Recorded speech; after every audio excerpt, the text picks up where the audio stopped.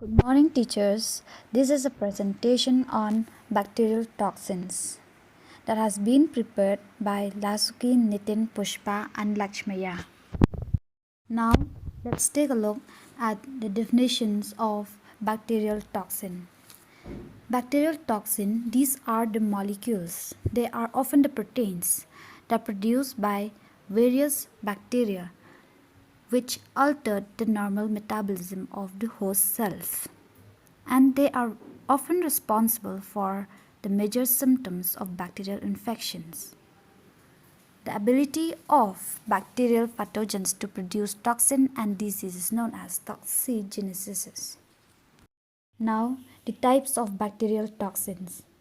There are two basic types of bacterial toxins, the exotoxin and the endotoxin. The exotoxin, it is generated by bacteria and actively secreted, whereas the endotoxin, it is a part of the bacteria itself and it is not released until the bacteria is killed by the immune system. And these exotoxins, they are further classified into enterotoxin, neurotoxin, cytotoxin. Enterotoxin, they are further classified into three: adenylate cialis, guanylate cialis, and food poisoning, whereas cytotoxin, they are further classified into macrophage, cytotoxin, vacuolation, and thiol activated. Exotoxins, they are the protein toxins and they are resemble enzymes. These proteins, they get denatured by heat, acid, and proteolytic enzymes. They exhibit specificity of action and they have a high biological activity.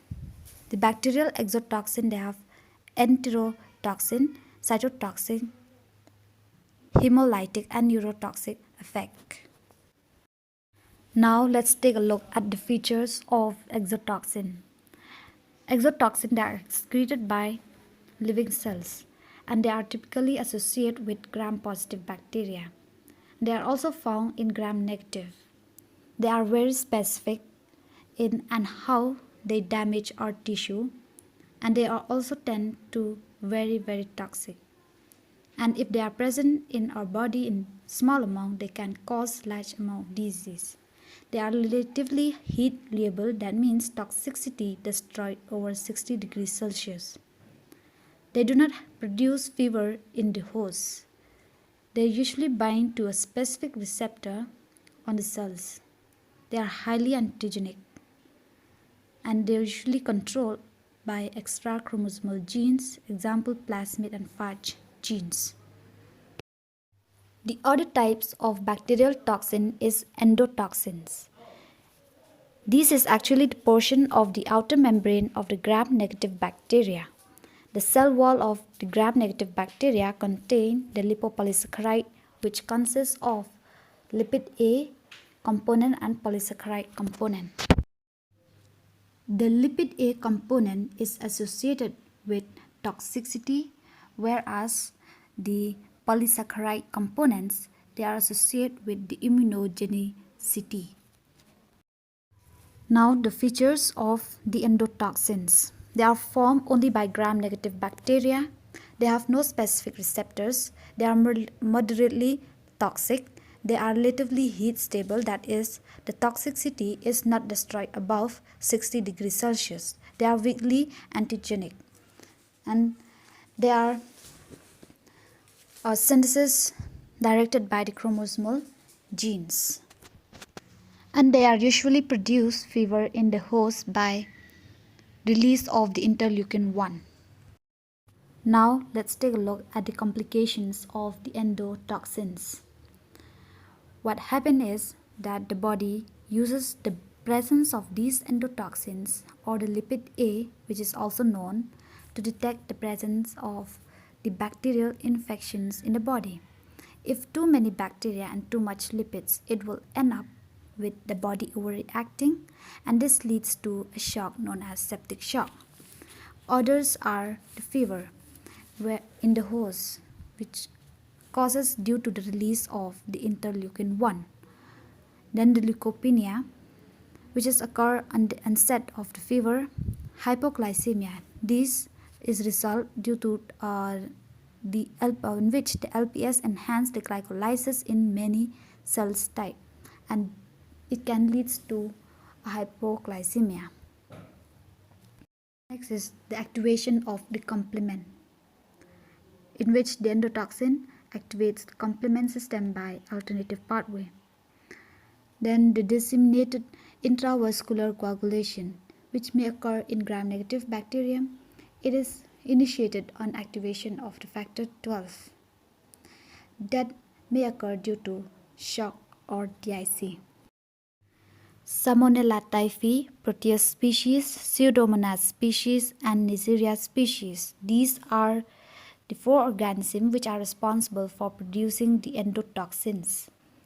Now, Lakshmaiah will explain us the characteristic of bacterial toxin, endotoxins, and exotoxins. Today we will discuss about the characteristics of bacterial endotoxins and exotoxins properties. Endotoxins are lipopolysaccharide in a chemical nature. Exotoxins are the protein in a nature. Endotoxins are a part of outer membrane to the cell. Exotoxins are the extracellular diffusible to the cell. Endotoxins does not denature by the boiling. Exotoxins are usually denatured by the boiling. Endotoxins and exotoxins are antigenic in nature. Endotoxins does not form toxides. Exotoxins are form toxides. Endotoxins are potency is relatively low when compared to the exotoxins. Specificity is a low degree in the endotoxins. Specificity is high degree in the exotoxins. Enzymatic activity does not occur in the endotoxins. Enzymatic activity usually occur in the exotoxins. Pyrogenicity is occur in the endotoxins and occasionally in the exotoxins. In this table it shows the characteristics of bacterial toxins. Toxin type, membrane damaging toxins. Toxins is hemolysin produced by the E. coli. Mode of action is the pore formation. Target is plasma membrane. Another type of toxin is listeriolysin O produced by the Listeria monocytogenes. Mode of action is the pore formation. Target is cholesterol. Another type of toxin is perfringolysin O produced by the Clostridium perfringens. Mode of action is pore formation. Cholesterol. Another type of toxin is alpha toxins produced by Staphylococcus aureus. Mode of action is pore formation. Target is plasma membrane. Another type of toxin is streptolysin O produced by Streptococcus pyogenesis. Mode of action is the pore formation. Target is cholesterol. Another type of toxin is inhibit protein synthesis A and B type. Sigma toxins or sigma-like toxins are produced by Shigella species or the E. coli. Mode of action is the N-glycosidase. Target is 28S RNA. Another type of toxin is diphtheria toxins produced by the Clostridium diphtheria. Mode of action is adenosine diphosphate ribosylation. Target is the elongation factor 2. Another type of toxin is edema factor produced by the Bacillus anthracis. Mode of action is the adenylate cyclase. Target is the adenosine triphosphate. Another type of toxin is activate secondary messenger pathway A and B type. Heat labile toxins produced by the E. coli. Mode of action is adenosine diphosphate ribosyl transferase. Target is the G protein. Another type of toxin is heat stable toxins produced by the E. coli. Mode of action is stimulate guanylate cyclase. Target is the guanylate cyclase. Another type of toxin is cholera toxins produced by the Fibrio cholerae. Mode of action is the adenosine diphosphate ribosyl transferase. Target is the G protein. Another type of toxins is activated immune response. Enterotoxins, toxic sac toxins produced by the Staph aureus. Mode of action is super antigens. Target TCR and MHC2. Another type of toxin is protease. Lethal factors produced by Bacillus anthracis. Mode of action is metalloprotease MAPKK2. Target is MAPKK1. Another type of toxin is botulinum neurotoxins, produced by Clostridium botulinum. Mode of action is zinc metalloprotease. Target is synaptobravin, SNAP25, synaptraxin. Another type of toxins is apoptosis. Toxins IPAB produced by Sigilla species. Mode of action is apoptosis. Another type of toxin is LLO, produced by Listeria monocytogenes. Mode of action is apoptosis. In this slide, first diagram shows A and B type toxins. In this, A and B both type of toxins attach into the receptors and enter into the cells like enzymatic action. Second diagram shows pore forming hemolysis. In this, toxins form pore in a membrane and enter in it. Third diagram shows membrane active enzymes. In this, toxins are attached into the membrane, leads to the breakaging. In this slide, fourth diagram shows mechanism of superantigen action. Interferon gamma, it promotes the increased MHC2 synthesis in macrophages and increase the superantigen present and actions. Fifth diagram shows programmed cell death. In this, 5 steps are including. In first step, A and B type toxins. Second step, pore formation toxins. Third steps, membrane active toxins.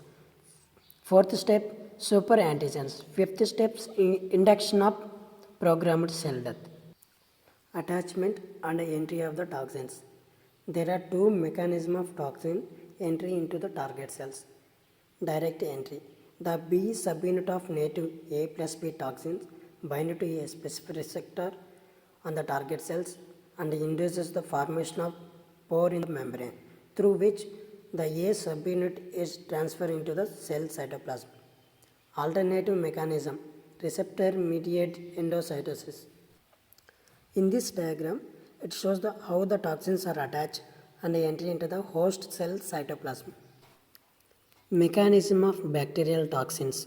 Mechanism for the bacterial toxin action including two steps, damaging to the cellular membrane and inhibition of protein synthesis. Damaging to the cellular membrane such as the Staph aureus or Clostridium perfringens. Alpha toxins functions by assembling a heptameric peripheral complex on the target membrane that undergoes the conformational changes to disparate membrane permeability and affect influx and efflux of ions. Second one is inhibition of protein synthesis. As example by Sigilla dysenterias sigma toxins, E. coli heat labile toxins, cholera and Pradhan toxins, which work as a substrate for the elongation factors and ribosomal RNA. Let us talk about some important bacterial toxin and their mechanism of action. The first one is anthrax toxin, which is caused by a bacillus anthrax, and the mechanism of action is adenyl cyclase metalloprotease. The clinical feature is edema and skin necrosis shocks. Second one is botulinum toxin, which is caused by a Clostridium botulinum. It blocks the release of acetylcholine, and the clinical feature is muscle paralysis botulism. Third one is tetanus toxin, which is caused by a Clostridium tetani, it inhibiting the protein synthesis. Next one is diphtheria toxin, which is caused by a Corynebacterium diphtheria, it also inhibiting the protein synthesis. Exotoxin caused by Pseudomonas aeruginosa, inhibiting the protein synthesis. Sugar toxin caused by Shigella dysentery, it stops the host protein synthesis, also causes dysentery. Next one is alpha toxin caused by Staphylococcus aureus, it's heptameric pore forming complex. Last one is cholera toxin, Vibrio, which is caused by a Vibrio cholera. It disrupts the adenyl cyclase, and the clinical feature is watery, diarrhea, loss of electrolyte and fluid. Let us know about these toxins in detail. The first one is botulinum toxin. Botulinum toxin is a neurotoxin produced by a Clostridium botulinum causes botulism, which is a serious illness that causes paralysis of human. Clostridium botulinum produce 7 type of neurotoxin from A to G. Out of these, type A, B and E are most common to cause the paralysis in human. Another type of causes disease to the animal and birds. It does not spread from person to person. The botulism is caused by the ingestion of preformed toxin. The type human disease is usually caused by the A, B, E and rarely F. Type CD associated with the outbreak of cattle and wildfowl. Type G has been associated with the sudden death in few patients. Type E is associated with the fish and seafoods. The source of food is usually meat product, canned vegetables in Europe and Japan. The disease botulism is caused by blocking the release of acetylcholine from the motor nerve ending. This result produces the symptom associated with the botulism. The symptoms of botulism include double vision, dry mouth, drooping eyelid, nausea, vomiting, difficulty in speaking, muscle weakness, paralysis. The 8 antigenic type of enterotoxin is currently known, named A, B, C1, C2, D, E, and H. They are formed by toxigenic strain either by singly or in combination. The toxin act directly on the autonomic nervous system to cause illness. The toxin is potent. The toxin also exhibit pyrogenic, mitogenic, and hypotensive thrombocytopenic and cytotoxic effect. Sensitive serological tests such as latex agglutation and ELISA are available for the detection of toxin. There are 3 main kinds of botulism which are categorized by the way in which they cause the disease. Number first is food-borne botulism caused by eating the food that contain the botulism neurotoxin. Second one is wound botulism caused by the neurotoxin produced with the wound that is infected with the bacteria. Number third is infect botulism occur when an infant consumes the spores of botulinum bacteria. These spores germinate and grow in intestine, release in the neurotoxin. Treatment of botulism toxin. Foodborne and wound-borne botulism is treated with the antitoxin that block the neurotoxin circulated in the blood. Trivalent antitoxin is effective against the A, B, and E type of toxin. Heptavalent antitoxin is effective against the A, B, C, D, E, and F, G type of toxin. When contaminated food in the gut, inducing vomiting, or by using enemas, which is used to remove the unabsorbed toxin. Antibiotic, high dose of penicillin used in a wound botulism.